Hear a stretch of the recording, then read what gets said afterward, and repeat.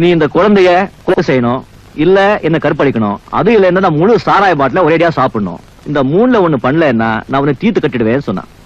அந்த ஆளு பயந்து போய், கொலை செய்யறது மகா பாவம், கற்பழிக்கிறது ரொம்ப தப்பு, தண்ணி போடுறது பெருசா தப்பில்லை நினைச்சிட்டு அந்த முழு சாராய பாட்டில ஒரே அடியா சாப்பிட்டான்.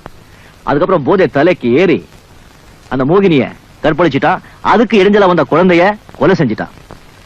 அப்போ எல்லா தீமைகளுக்கும் குடிதான் காரணம். எனக்கு இந்த திறமை ஒவ்வொரு திறமையும் இருக்கு.